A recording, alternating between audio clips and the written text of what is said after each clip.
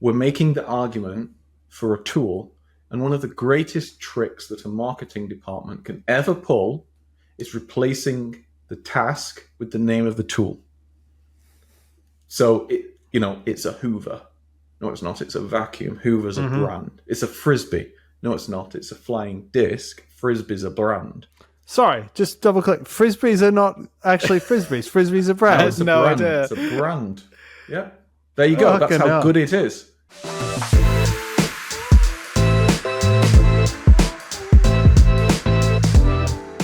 Welcome back to the podcast. So today we've got Carlos and myself, Jason, talking to you from a very, very, very rainy Queensland, Australia, and Carlos from a very, very, very drunken, hungover Dublin, Ireland. Carlos, how you going, mate? Oh, the wife's going to find out.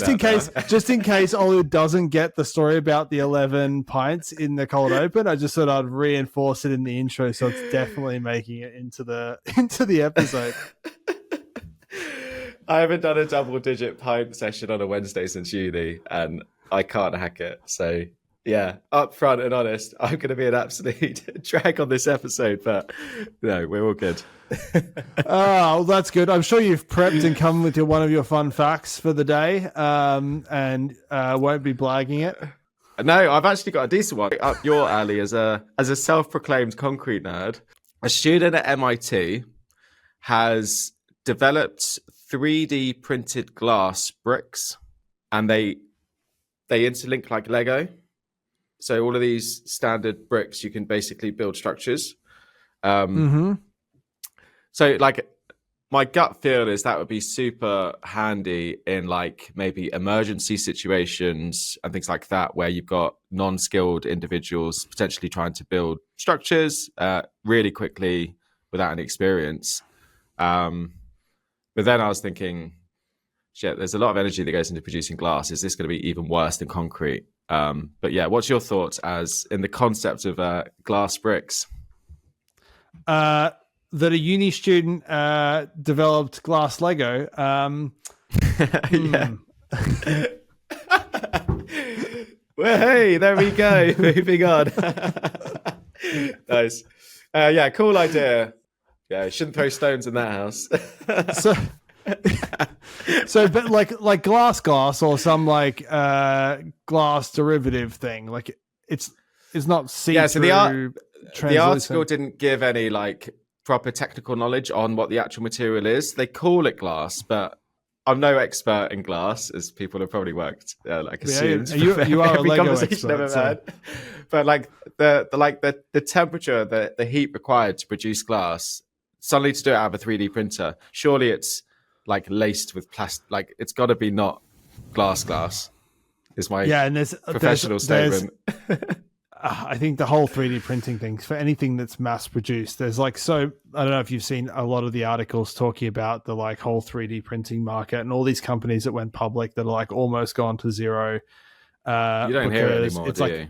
It's a super interesting method to make one of something, but like a very small number, but the economics totally suck if you're making lots of them. It makes and most if I know sense anything about bespoke... Lego, you need lots of them.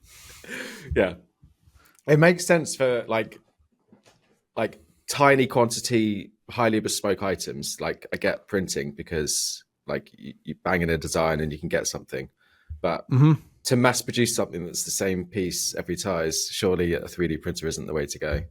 Horrible, yeah. You want to imagine, and then. Yeah, I'm guessing the innovation is actually the fact that it's 3D printed in glass rather than the fact that it's a brick that you could build something with. Because I've not seen glass in that context, but because it's translucent. No, you famously got to be careful about glass because it's one of those ones that you can't see. It'll really sneak up on you. Yeah. We're gonna cool. Anyway. Uni student, glass, bricks, and Lego. That is right up my alley. You've nailed it. We've got a slightly different episode today. So we've got three topics that we're going to talk about on the docket. All of them are actually like really interesting, and one of them we're actually going to have a bit of a carryover from last week. where anyone that did listen to last week's episode, you might have felt it. We felt it. We felt like we ended the conversation halfway through because one of us needed to leave. One of us being Carlos. What we did. So we felt like just when it was getting interesting and talking about the future of P6 and making some bold predictions about how that will live on forever beyond the death of the sun, or whether it will get overtaken at some point. So Greg is coming back to join us later in the episode to carry on that conversation. Before we dive into that, we're going to cover, we're going to dive into two other topics. One before, which is going to be talking about this massive dam project that is happening in Australia called the Borumba Pumped Hydro project. So it's somewhere north. You know, it hasn't even been really awarded contract-wise, but it's already claimed to be 14 billion. So if I know anything about mega projects, that's kind of like the starting number, and she goes up from there. So we're going to talk a little bit about Borumba Pumped Hydro, and then later on, we're going to double-click into something that has been raised from people that have listened and guests of the podcast around different assumptions that construction software and technology vendors have kind of cast upon the construction industry, and define a little bit about how they sell or develop software into the industry, and maybe like unpick some of those assumptions and talk about them.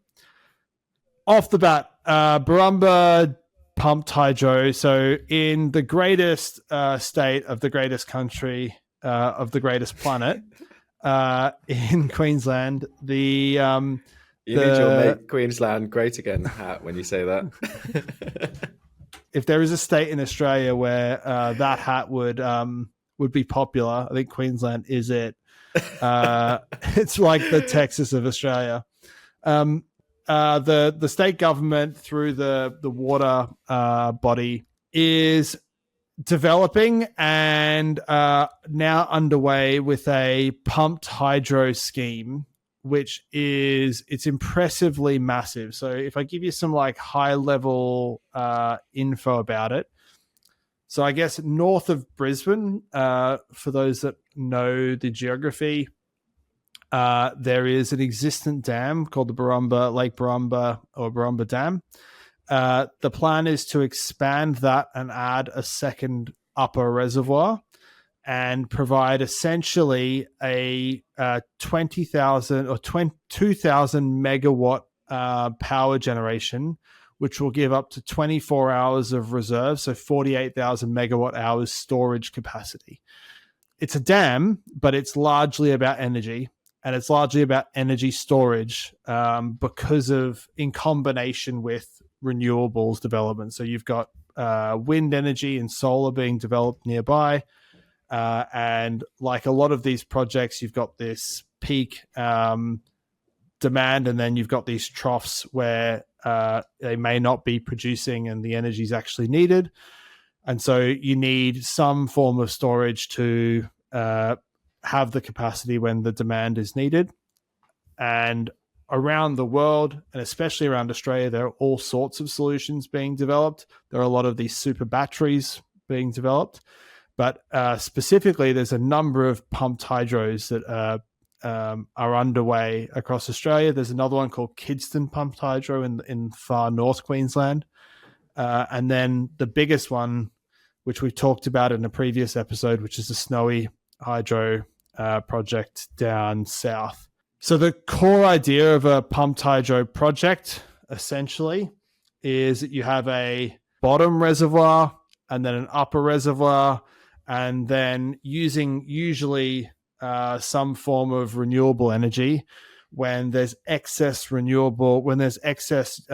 power generation, you are pumping water from the lower reservoir to the upper reservoir. And when you need the energy, you're basically storing it as kinetic potential energy. And when you need the energy, you're letting the water go down to turn some turbines and generate power. So it's kind of like genius in its simplicity.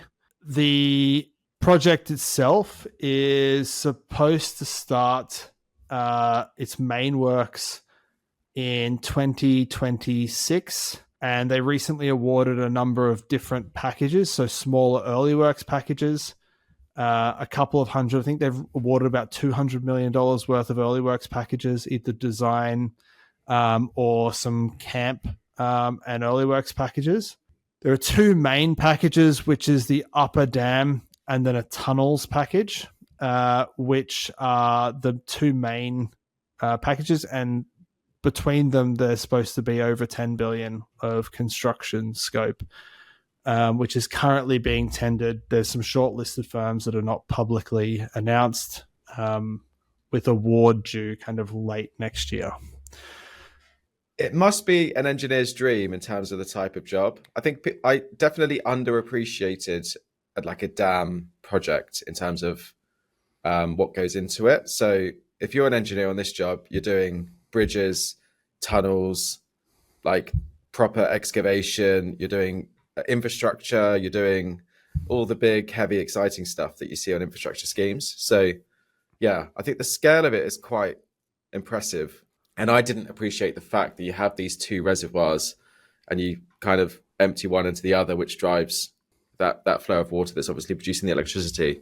I was just assumed it was just like a dam would be on a river that's naturally got a heavy flow of water and that's constantly producing energy. There's a bit more to it. Mm-hmm. So definitely an interesting project. And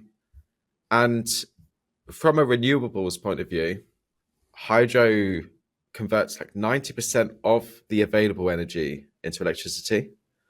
And for context, wind and solar do like 40 and 20% of the like available energy is actually turned into electricity. So it's like super efficient. It's clean.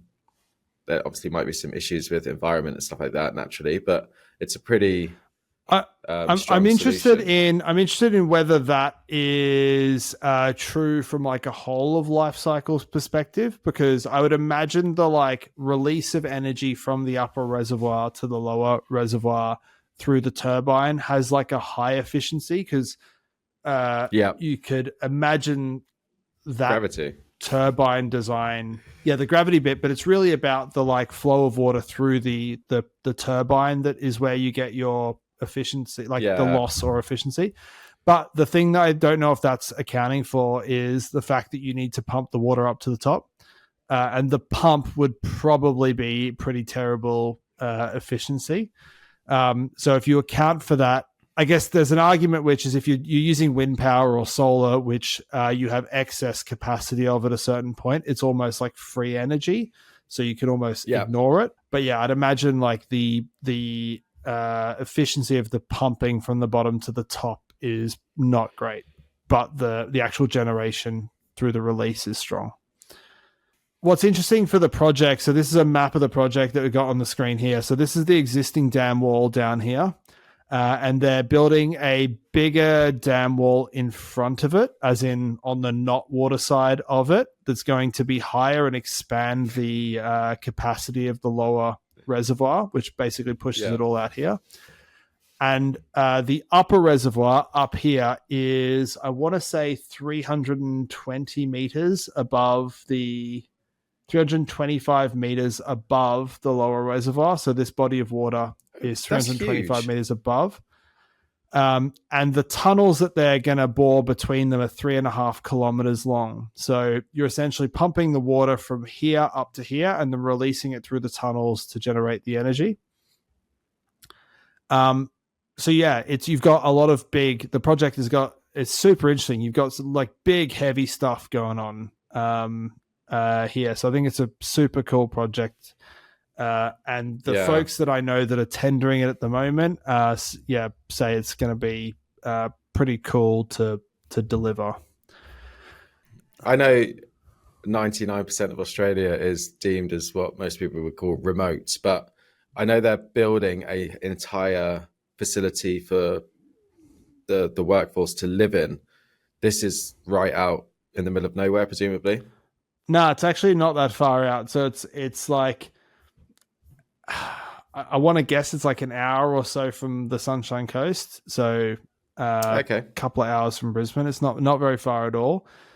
In this grand scheme of remote, this isn't super remote. But when you've got a big body of water, certain parts are pretty hard to get to. Like if roads come up this side, getting to that side can be quite difficult. Okay. So I'm imagining some bits, they would have done the sort of numbers on do they need a camp or not a camp, and what the like busing people in and out, where do they stay, where are all the workers. There's usually a lot of strategy into whether it's fly in, fly out, drive in, drive out, or whatever. Interestingly, from a stats perspective, if I dig them out, so I started thinking about, it's got this capacity of generating 2,000 megawatts of energy, and so it can basically generate that capacity for 24 hours straight before it runs out of water, effectively, in the upper reservoir. Yeah. That struck me as like a weirdly short amount of time for the dam.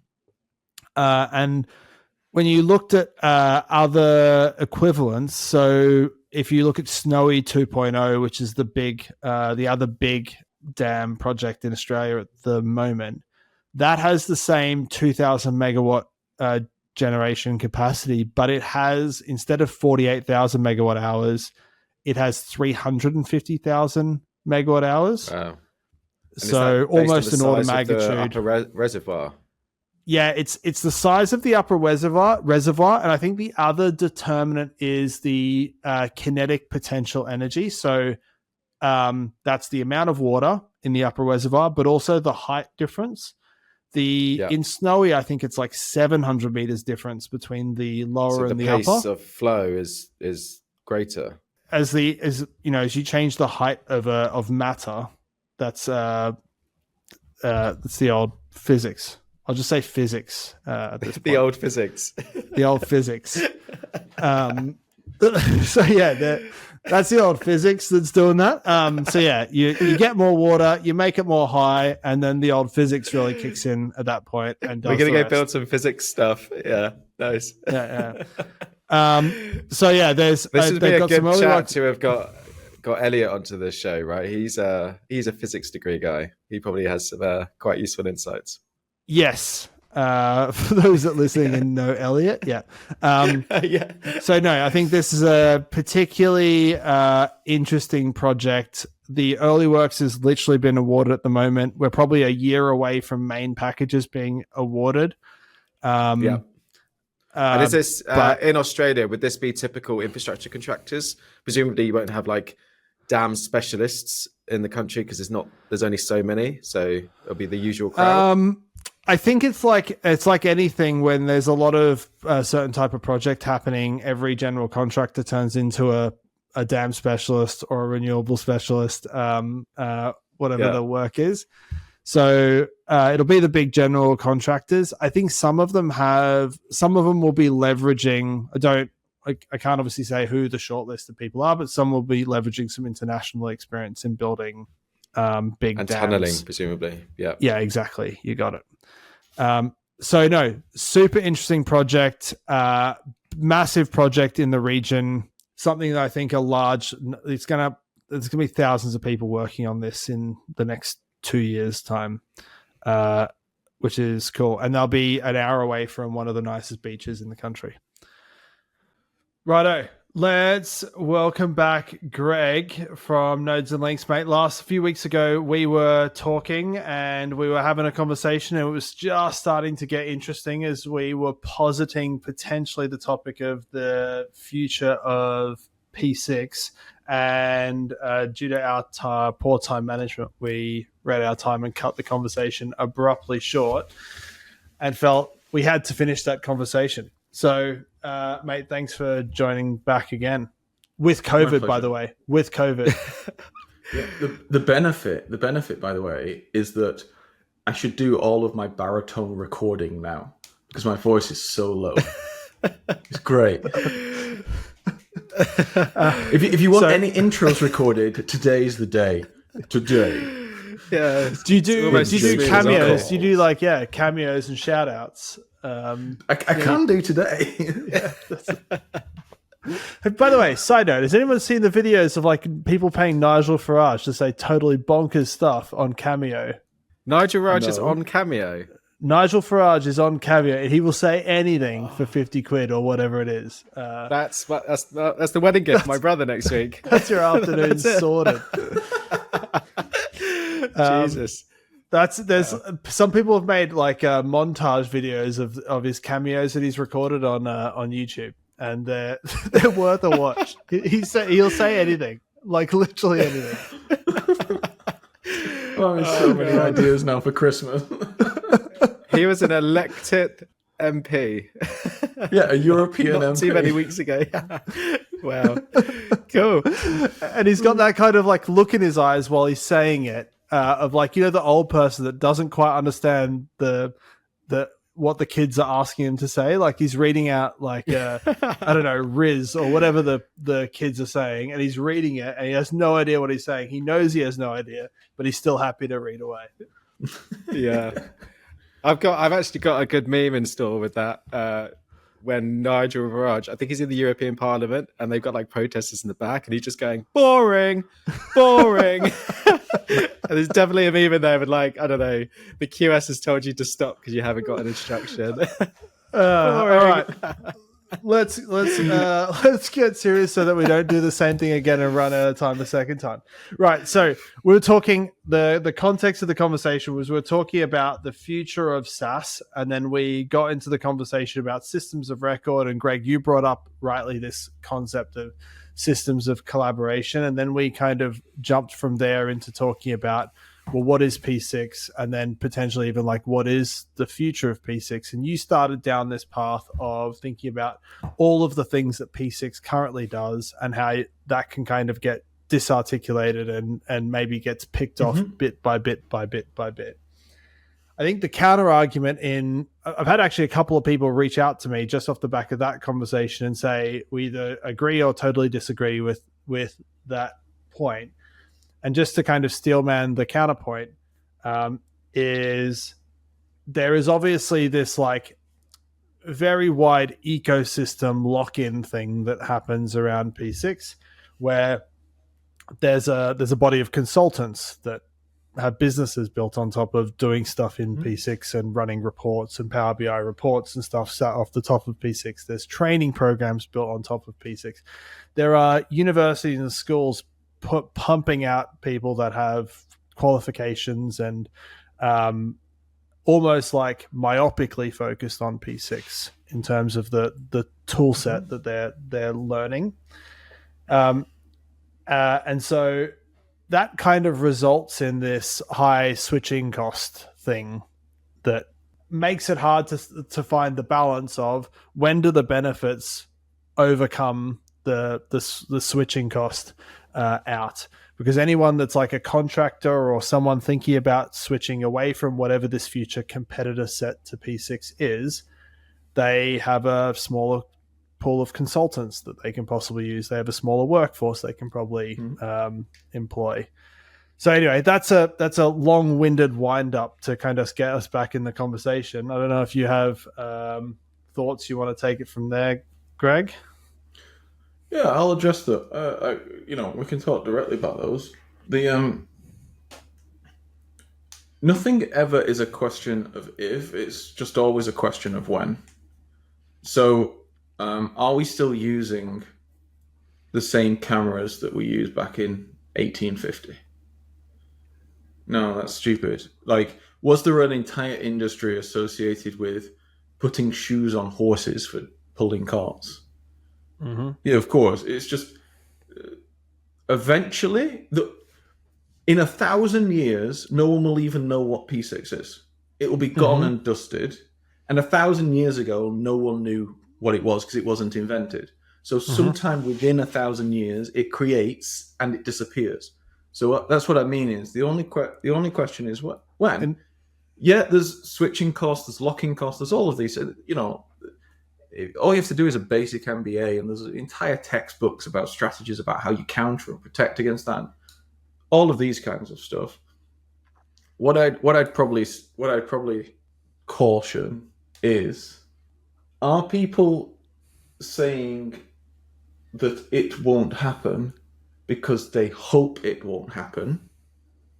Mm-hmm. Or are people saying it won't happen because they have a fundamental understanding of business and economics and they have a clear justification of why it absolutely won't happen? I would postulate that it's the first, not the second. I think no one would disagree that in 1,000 years' time, P6, if P6 is still here in 1,000 years' time, we've got bigger problems as a human race to deal with. So I don't think anyone would be super controversially. That wouldn't be a super controversial statement. I think there's this like somewhat like classic trope in SaaS YouTube world of you can't just have like a 10% better mousetrap to replace something. It needs to be like 10x better than the incumbent. Mm-hmm. And I think what they would be saying, if I was to speak for them and be the counterpoint, is that I guess they're struggling to see what is the 10x better thing. I can tell you what the 10x better thing is, because you just see where the venture money's flowing into. I'm not going to evaluate it. I'm going to let thousands of other people evaluate it and just look at it. The 10x better thing, if we break down the jobs. So one is collaborative planning. Mm-hmm. Carlos, you do this, mate. But like in P6 world, there's a whole bunch of companies coming up now. Mm-hmm. One is Primavera. The other is that I saw was I forget the name of it. Outbuild. Like there's a whole host which you can collaboratively plan. Mm-hmm. There's a whole generation of AI where it's like, okay, well, can I generatively plan? And that really comes from the BIM world and the engineering world and things like this. Now, we have to make very clear the argument I'm making here. I'm not making the argument that scheduling or project controls goes away. We're making the argument for a tool. And one of the greatest tricks that a marketing department can ever pull is replacing the task with the name of the tool. So it's a Hoover. No, it's not. It's a vacuum. Hoover's a brand. It's a Frisbee. No, it's not. It's a flying disc. Frisbee's a brand. Sorry, just double click. Frisbees are not actually Frisbees. Frisbees are brand. No, it's a no brand. idea. It's a brand. Yeah. There you go. That's how good it is. Yeah.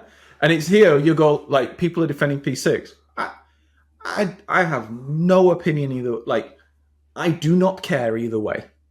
It's just a tool. Just like all of the other enterprise tools that come and go. Yeah, it's an important tool to some people, but it's just a tool to do scheduling. And the big question is, how will scheduling change? That's the big question. Now, I said, what's a 10x improvement? Well, one is collaboration. One is intelligent automation. There's two right there. Yeah, if you made the argument of, or you were starting to, or maybe we did it even offline when we spoke the other day about the like set of jobs that P6 is doing or somewhat doing, and there's this kind of like authoring thing, generating an authoring thing. There's the analysis, or people are building analysis and stuff on top of the schedule. There's it becomes a tool to communicate a plan to the people that need to do the work to a degree.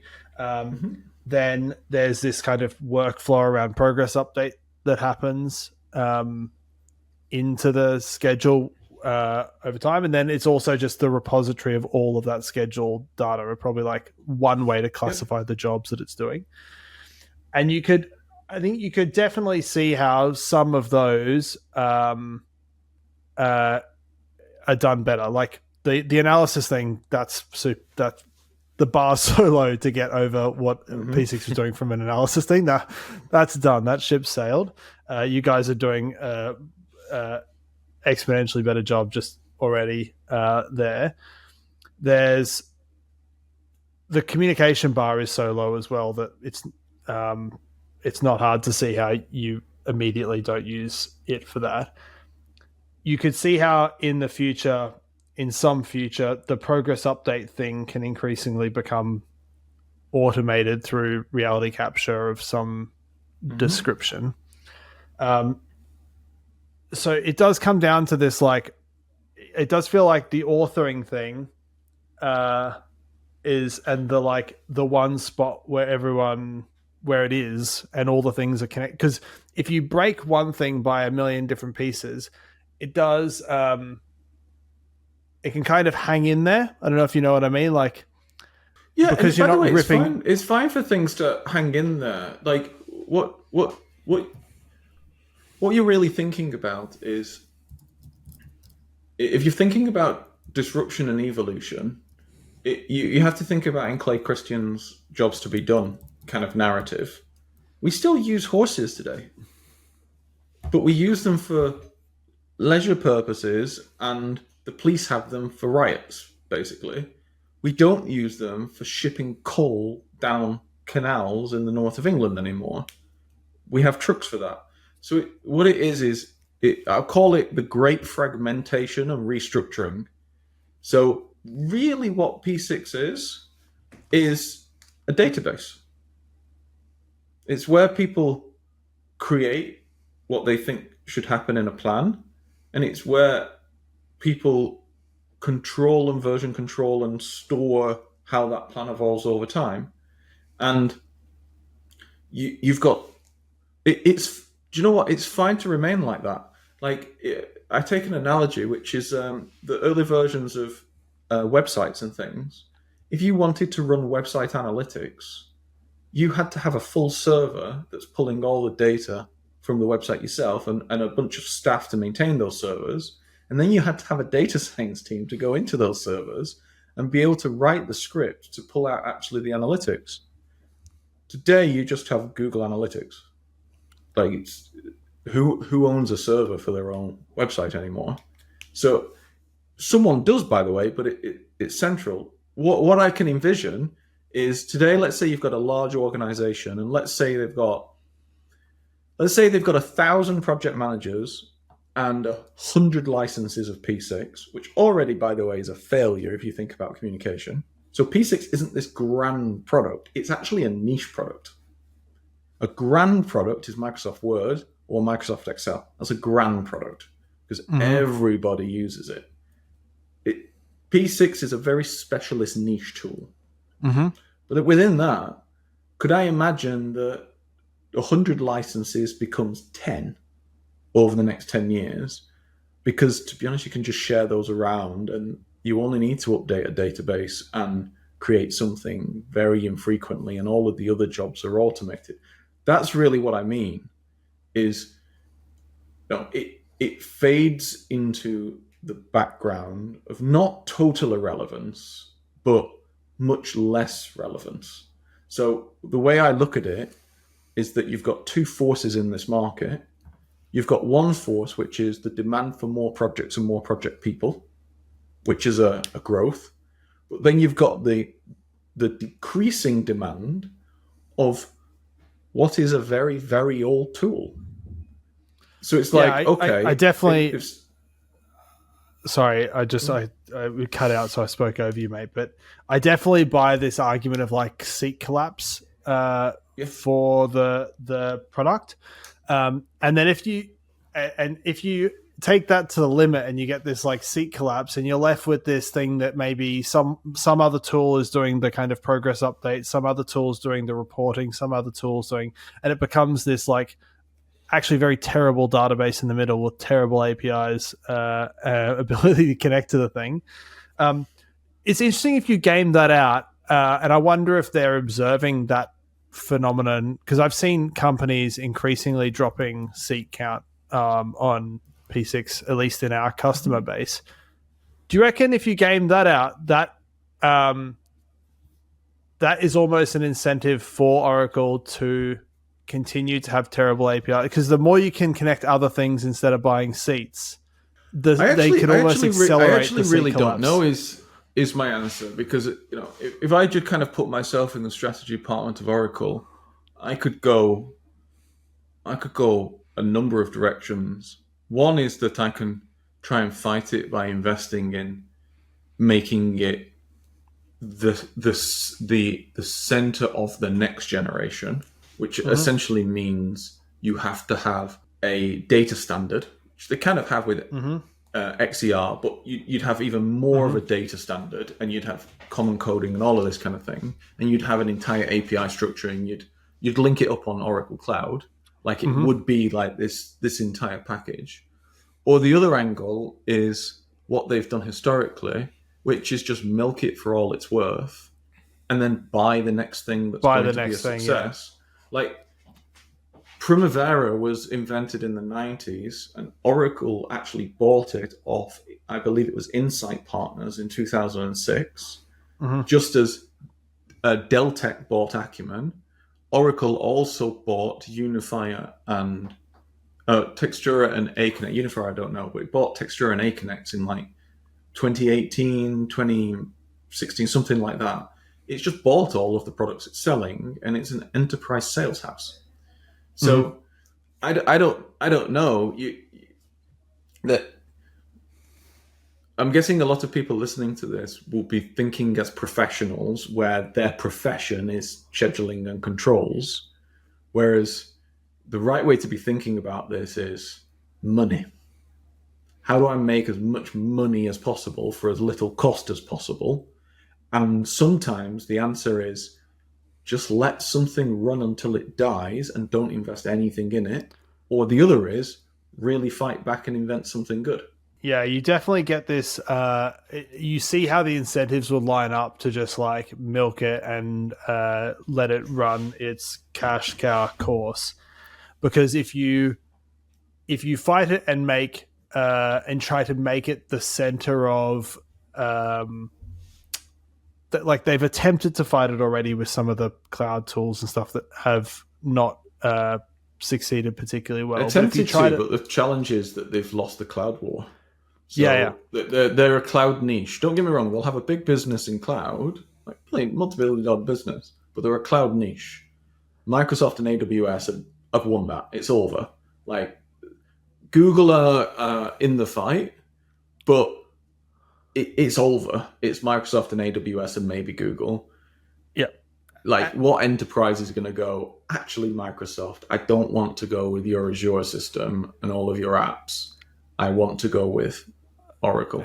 And either way, even if they do fight it, they're going to, the pricing model just doesn't, the pricing is absurd in terms of like it's going to come under a ton of pricing pressure. If it was in the cloud and you could have a like for like competitor, so it does. The incentive for them is to do nothing. Carlos, you're going to ask something. I feel like I've been at one of those like live recordings of a podcast, and I'm the only person there. So just to strong arm my way in between two product guys. There's obviously the product side of the conversation. One thing that is kind of the elephant in the room is whether a new product comes along or Oracle develop a new product for the market, there's going to be this huge problem with construction of like not just being familiar with, but trusting whatever new thing comes along, because it's so embedded in every contract, in every like contract suite, in every major client, on every project. It's how it's been done, and it's really hard to change that. And I think that comes down to like a trust thing. And I was talking to his commercial director at Tier 1 the other day. I was talking to him about a product that recently came on. I was like, it sounds awesome if you guys looked into it.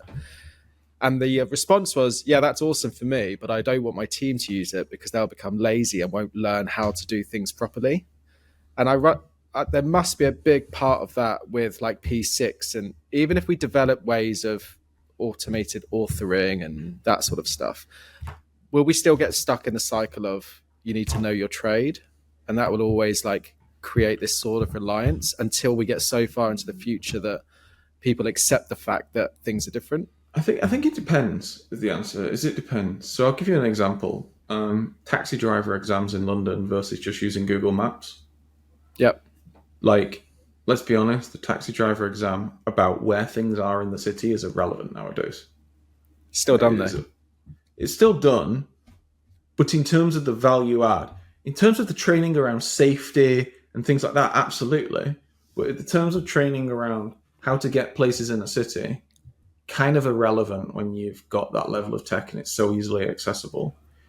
I completely buy into the I completely buy into the point that people need to learn their profession, but it's the other way around, which is the challenge is actually on that senior manager now.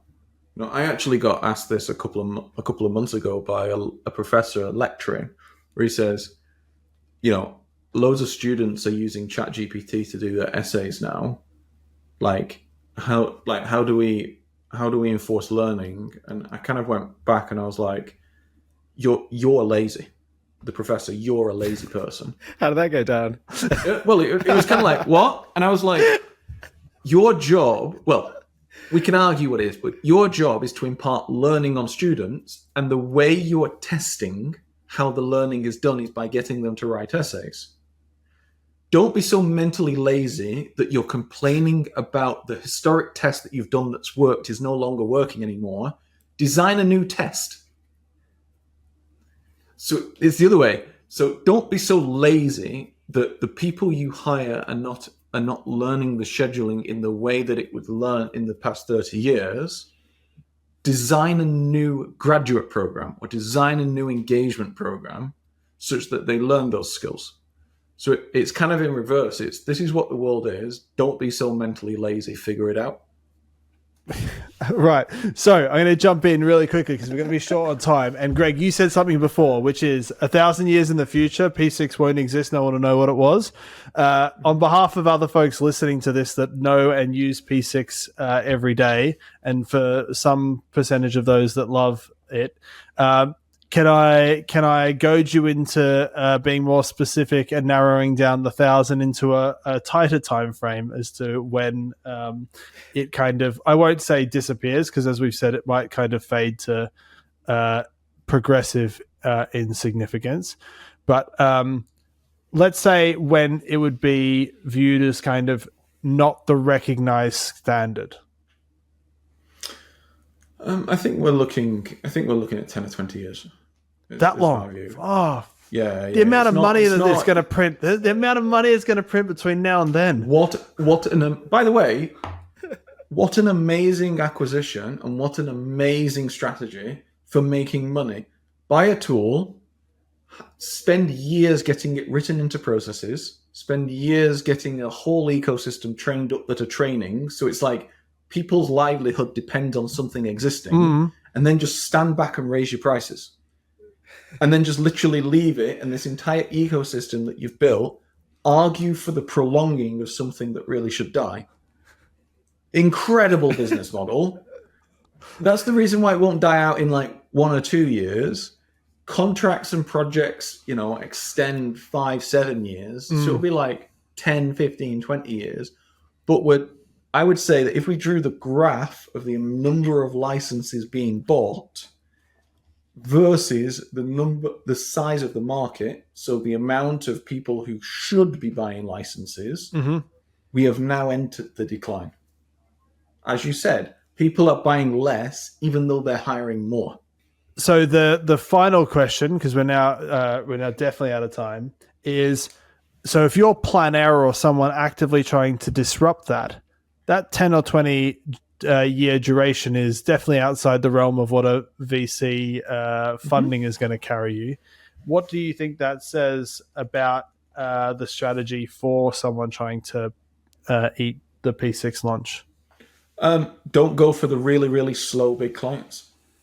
Like the market is segmented. There isn't one market. There's many, many sub-markets. So for example, there's a whole host of tier 2 and tier 3 contractors that use Excel and Microsoft Project today. They don't use P6. Like I said, P6 is a niche tool. It's for very high level professional planning and scheduling. It's not actually used for a lot of things. And this is you kind of have to zoom out and just realize, like, if I go to my mother, she's no idea what we're talking about. It is not a mainstream tool. So I'd be targeting areas of the market that are massively underserved by an incredibly technical, expensive, and high learning barrier offering. The barriers to exit or the barriers to entry that have been created around creating massive training programs, putting it in contracts, all of these are also barriers for a whole other market not engaging with it, which is the tier 2, tier 3 markets, or different countries that haven't got to there yet. So I'd be targeting that market. By the way, that other market is far larger and far more valuable than this market up here. It's just that this market's very visible because it's tier 1 contracting. Yeah, and as you said, if they keep increasing pricing, that market is increasingly price sensitive over time as well. Exactly, yeah. The tier 1s are much less price sensitive than that because they can just pass it on and it's a minor cost and that kind of thing. Yeah. Cool, mate. Thank you very much for jumping back on for that conversation. Thanks for battling through with COVID as well. Still operating at a level above Carlos and I with COVID. On to the final topic for today. So we've always had these conversations with different people, whether they're vendors or people from the industry, talking about technology adoption. And it's interesting how often people are like talking about technology adoption and kind of making these assumptions, or everyone's got these built-in ideas around how best to get technology adoption to happen in the construction industry, or why it doesn't happen or why it does happen. And it was suggested that we could maybe like pick apart some of those kind of assumptions that we've heard over time, or at least discuss them. So we've pulled together kind of like a short list of some of the things that we see people mentioning or referencing on a kind of recurring basis as a jumping off point that we can talk about and kind of maybe take a view on. So the first and like the pretty the bog standard assumption, or the thing that people always say about the construction industry, is it's not tech savvy. That the construction industry is like resistant to new technology. They've got kind of like an older cohort of people that work in it. They are not, they don't like technology. They don't want to learn new things. They don't have the capabilities. And that's the reason that you need to, think about how you build technology. Maybe you don't sell to that person as the end user. Maybe you need to sell solutions to management. Maybe you need to think about solutions that don't touch, they don't need a certain cohort of people to use technology. How true or not do you feel that is? There's two very separate sides to this coin. There is the side of, like, if you're actually on a construction project, you can imagine how busy your day is picking up something that someone's thrown at you and said, try this. Like, it's so far down your list of prioritized items that you can see why there's not this like appetite to just go, cool, yeah, I'm going to spend half a day learning this new tool like you might do in a technology company. But I think the other side of that coin, I am quite skeptical on that, what is a very commonly not just known but agreed assumption, which is construction, they're not very good at like adopting technology and aren't particularly tech savvy. And I can imagine the amount of tools that are being built and thrown at projects by companies led by individuals who just don't get construction are the ones making the most noise that technology isn't being adopted, because they actually don't understand, is that tool really a requirement? Does it actually solve a real problem on a construction site, not a theoretical, philosophical, this is how we solve the construction industry because of this data that I've sort of got my hands on. Mm-hmm. So I think there's two sides to it. I don't think it's as bad as people say, because good tools do get adopted. But the ones making the most noise are probably the ones that didn't succeed in that space. What are your thoughts on this kind of, like, if you take it to the extreme, like construction's filled with a cohort of people that are kind of like Luddites, or they generally are older and they're not good at adopting new technology. They're not good at using technology. They find it confusing or complicated. What's your thoughts on that kind of trope? Yeah, it's obviously quite an analog industry. So when you really get to the work site, you're going to have individuals that don't spend their day even on devices because they're physically doing work out on site. They're reporting back via conversations and and messages. So technology isn't a day-to-day sort of normality. But they're all using devices, and outside of work, they'll be using all the tech in the world. They're not living in caves. So it's definitely a preference thing, and it's probably down to, does this software actually help me on my day? Probably not. Like if you're building some scaffold, what do you care about some app that captures downtime? I also just think that the metrics or the bucketing of like the construction industry is aging is kind of an overgeneralization that it also isn't correct. If you segment white collar, blue collar, I think in the white collar side, there's like 20 odd % are like 55 or older. But if you look at the trend in like recent years, that cohort is obviously shrinking increasingly so, and the cohort of the younger group is starting to really accelerate. So I think like 5 years ago, a lot of people were talking about this kind of very older cohort in construction, and that it would need this like generation shift. I think that like the generation shift is well and truly happening. And the older cohort are not that bad, because they, outside of the project, they're using the same apps as everyone else.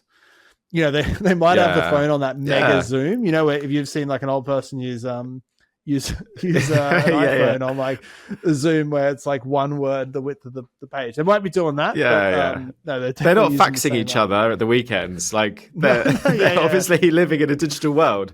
I could also empathize with like 99% of construction apps are pretty terrible. Like there's a handful that that 99% of people would say are great. Yep. As soon as you've tried 3, you're going to be like, I haven't got the time for another app that's being thrown at me by an innovation team to try, or like I've actually got a job to deliver. So there's going to be resistance. There are lots of apps that don't work, and they're the McKinsey stats, because you've got 100 founders saying construction doesn't like tech. It's like, well, maybe you've just got a terrible product that doesn't drive value. So there's that side of it too. Shots fired. Which is hard hitting, but no names. I think that relates pretty closely to the second one that was on the list, which is like construction technology companies saying that the way to sell into or get adoption in the industry is through top-down adoption. So the logic kind of goes, if you sell to an individual project or you deploy to an individual project, that over time you'll end up with like a project here, a project there, projects end, and so you're kind of forever in they call it pilot purgatory, where you're doing like a pilot for this company here, a pilot for this company here, and never really getting anywhere. Yeah. And so the solution that some people say is like, well, we need to sell like an outcome to leadership and management and just get them to like buy this thing and put it across the whole business. What are your thoughts on, I guess, that idea? I'm very fearful of sounding like a broken record, but this presents another big problem, which is top-down purchasing without the pilots and all the things that validate the teams actually not just need, but like using an app or a tool. You get these really muddy requirements, right? Because the people at the top, they've got lots of experience, but they're quite disconnected from site. So the list of requirements and factors that they deem as important will drive a purchase decision. And then sites go, no, hell no, I'm not using that. I don't need that. That doesn't help me. So there's a very some contractors are very good at that, and they have quite a formalized process to make sure that they're making these great decisions. But in reality, the two are quite separate. And we have the conversation quite often, right? Which is there are too many apps that are like forms or tools built off of a requirement from the top, which you force the construction teams to use for an output. It's got to be the other way around, which is you want a tool that the teams will actually use and then do the stuff above. I think there's some truth of us to take the other side of the argument, or at least to like steelman it. I think it depends on who the market is and what the technology is.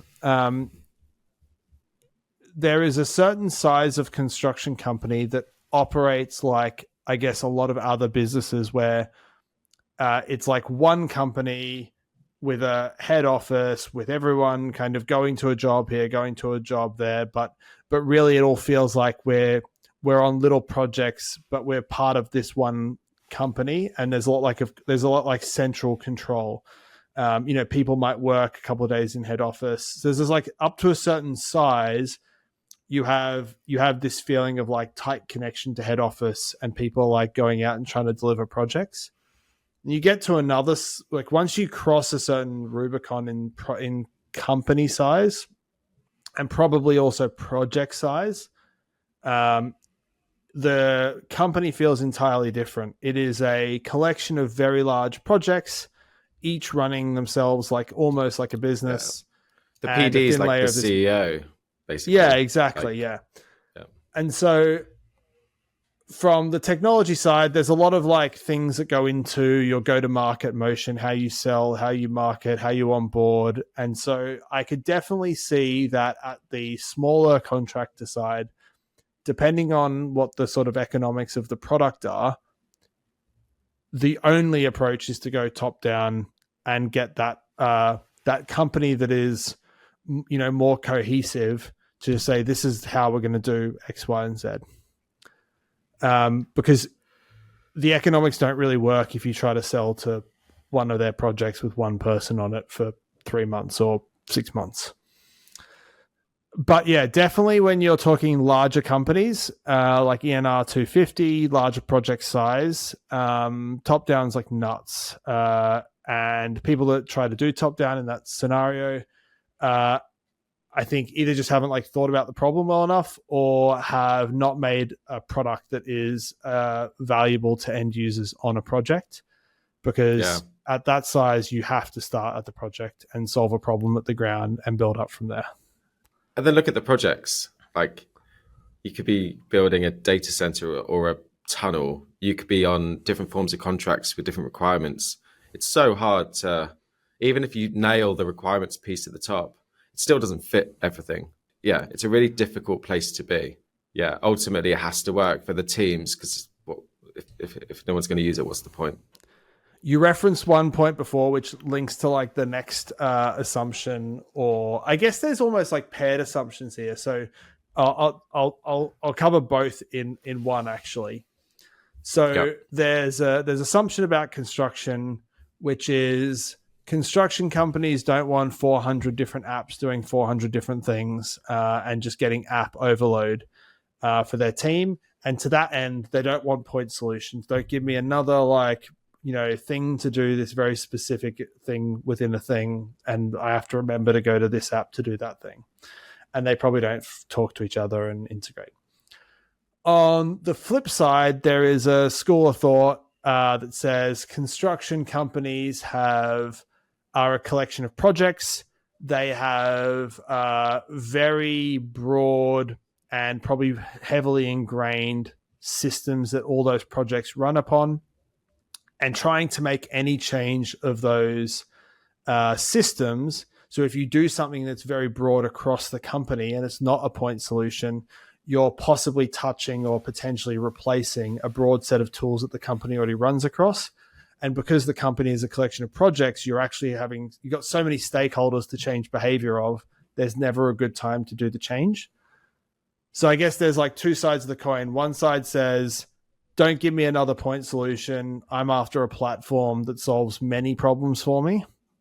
And the other side is like, a platform is going to overlap with too many things that the company already has, and ripping and replacing that is just going to be too hard and you'll get nowhere. They'll never adopt it. You'll get stuck in 2-year sales cycles, and then they'll say, we're just going to stay on what we are on now. What do you reckon? I was thinking about the chat we had the other day where we were talking about, will we eventually just basically have databases and agents rather than software? Mm-hmm. And if we think about like this headache that contractors have when they go, okay, we've got 400 apps. If the data is no longer an issue because we have like uniform data at the back end of all of these apps, it can easily be merged and used in whatever way that you need, either using AI or just like a data warehouse. If we remove the data side of things, then the driver of that is probably cost, like one of the major ones, because you're getting into agreements with 400 vendors and there's overlap and you don't really know who needs it, who will use it, and things like that. And there was a podcast I was listening to the other day which suggested SaaS will move more into usage rather than seat-based pricing, because it removes the headache of people managing seats. And if it's based on usage, which is like, I don't know, like tasks done or whatever the system is, like a metric driven by the usage itself, then that might actually remove the headache altogether, because they've got the data and they're only paying for what they're actually using. So if you do have a tool that's in the stack but isn't being used, it's not a headache because it doesn't matter. So I'd love to know, it makes sense that we reduce a stack to a set of tools that's consistent across projects. Like if people move project, it's great that they turn up and it's the thing that they knew from the last job and they could just pick it up and run with it. There's less of an onboarding or sort of phasing into a job. But you're never going to get down to like 10 apps, because every project is different and every client has their own requirements and everything else like that. So there's definitely a sweet spot in the middle, but I'll be interested to see how that does change based on progression in data and AI. Yeah, my perspective is that both are correct. I think narrow point solutions will really struggle over time because, first of all, there's a cognitive burden of another app that the team need to use, and if the problem that you're solving isn't like painful enough or broad enough, there just isn't enough of a reason to add another app to the 50 that we have. So point solutions have that problem. They also have the problem of like, if an incumbent that has thing adjacent to what your point solution is ships a feature that does what that thing does, then people will just buy from the incumbent vendor usually, unless it's like a 10x better type solution.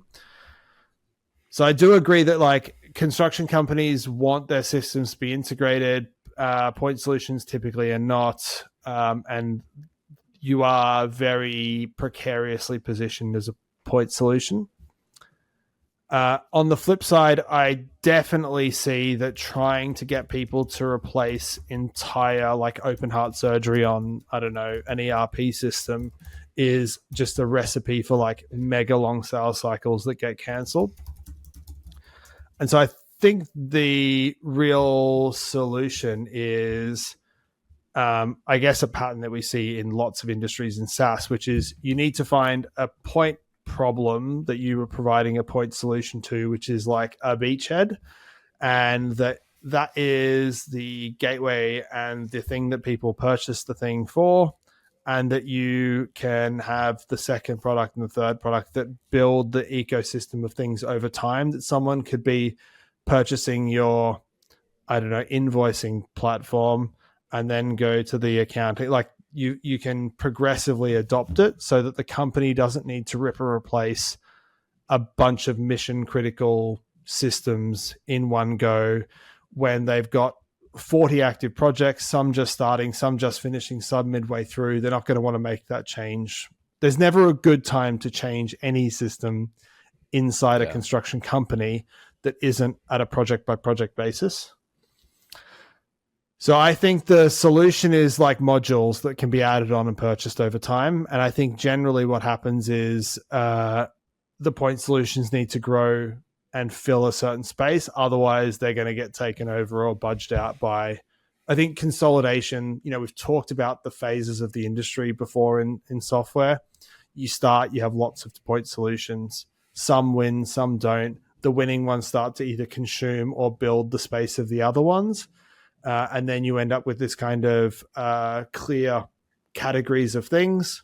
Then over time, those start to run out of market and then consolidate.